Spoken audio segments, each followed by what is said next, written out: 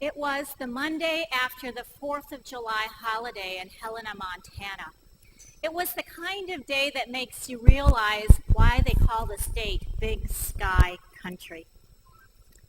In the state's public health department, Tom was busy setting up a routine acid-fast test for tuberculosis on a specimen that had come in on a college student.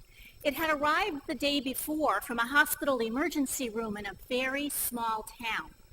At the same time, Carrie was doing a routine rapid test for tuberculosis, and those results turned out positive. So you see, Tom wasn't too surprised 2 weeks later when his culture results also turned out to be positive. And then he did what is routine in his organization, is he set up a susceptibility test. Only about 14 days later, those results didn't really look quite normal. In fact, the initial results showed that this college student was resistant to every single thing that Tom had tested against. Oh my gosh, I wonder what's going on here. I wonder if I need to repeat this test. I'm just not certain about these results. Well, before taking action, Tom decided to go talk to the TB program manager. Denise, I think I need to reset the susceptibility test on this college student. The results are looking really suspicious. Well, Tom, I just found out that this student is a foreign exchange student from a third world country.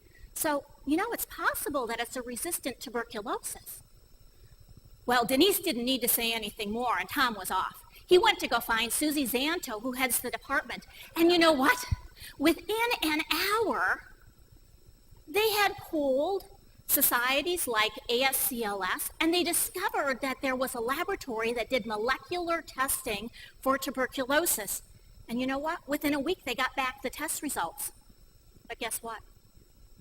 Those results confirmed exactly what Tom had found. That college student had multiple drug-resistant tuberculosis.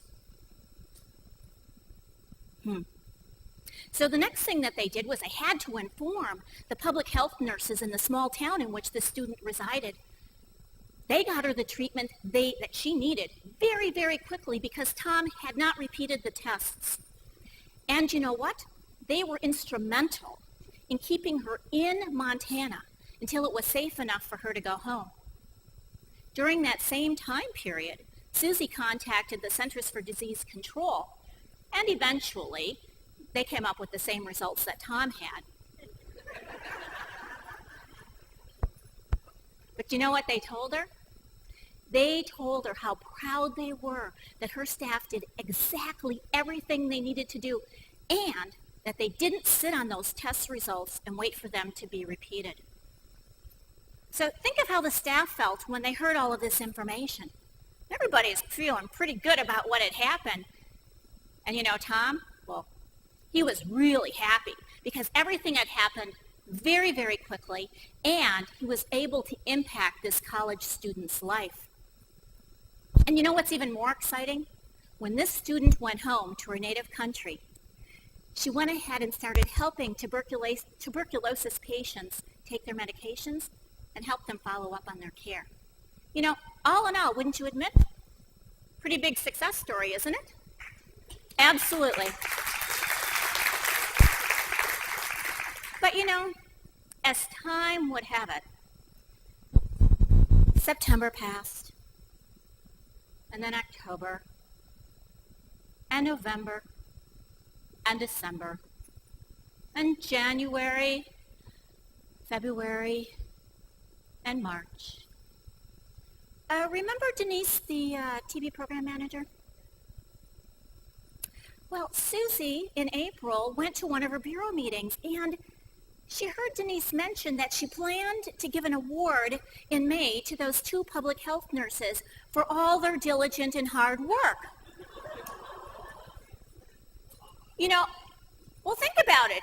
In a small town in the state of Montana, how typical is it to get a case of tuberculosis, let alone a resistant case and know exactly what needs to be done.